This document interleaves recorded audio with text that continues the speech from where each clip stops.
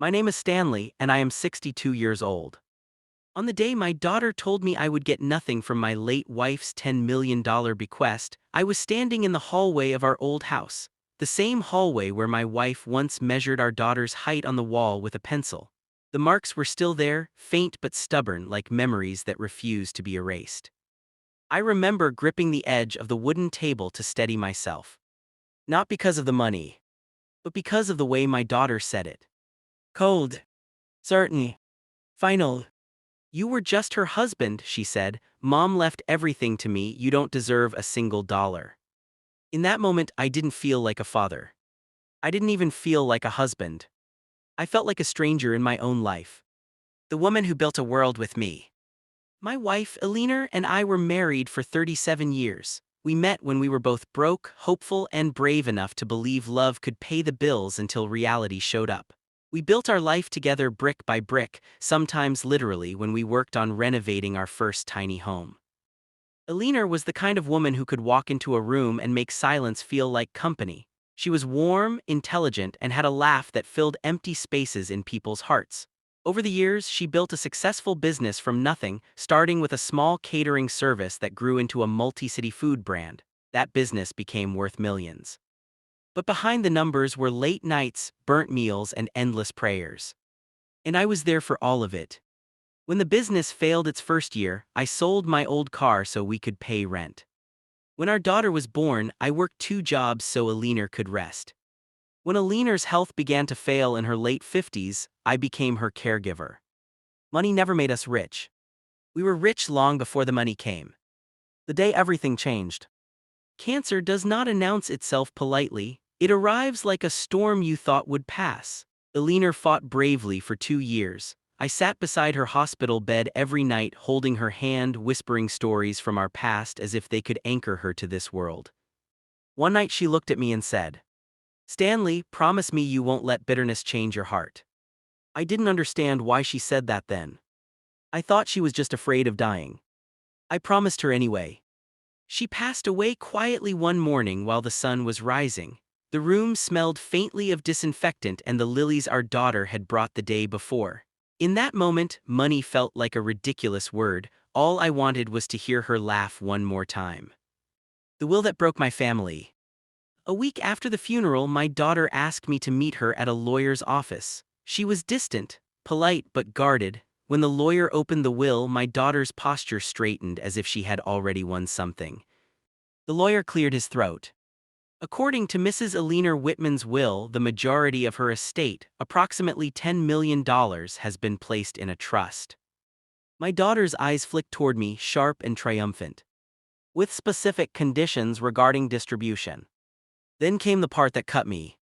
The trust listed my daughter as the primary beneficiary. My daughter smiled. I did not. I sat there quietly trying to process the words. The lawyer continued reading, but my daughter interrupted.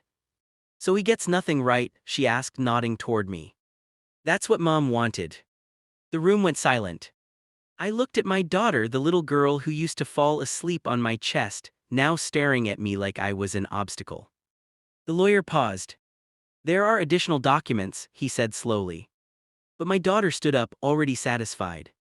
"You always lived off Mom anyway," she said. "Now you'll have to live without her money too." I didn't respond. I walked out of the office with my heart heavier than my pockets. Betrayed by blood.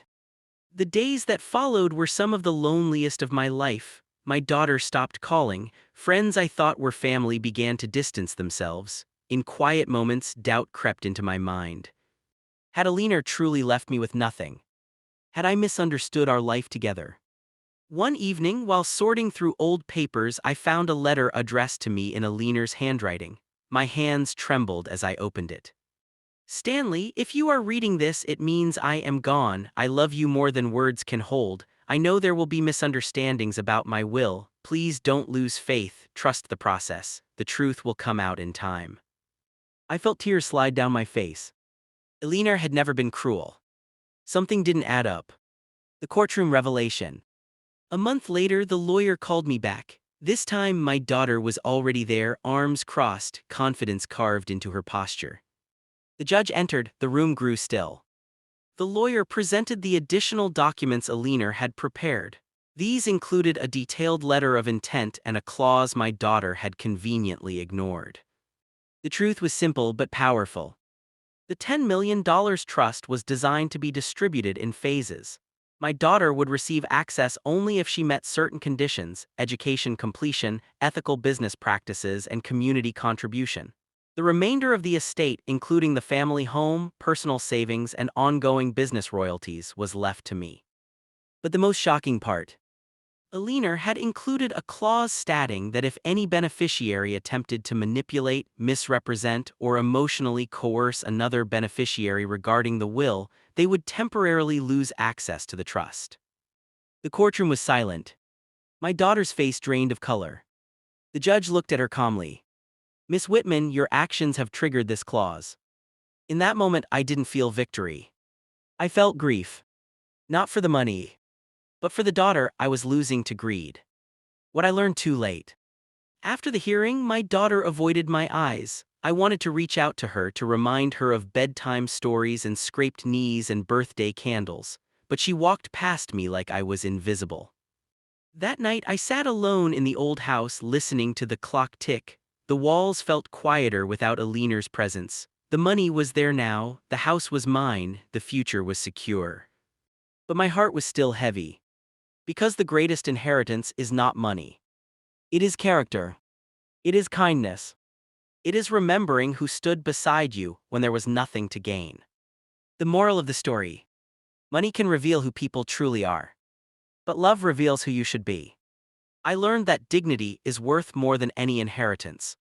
And respect, once lost, is harder to recover than wealth. If you are listening to this and facing betrayal from family, remember this. Not everyone who shares your blood shares your heart. And sometimes the greatest justice is not what you win in court, but what you refuse to lose within yourself.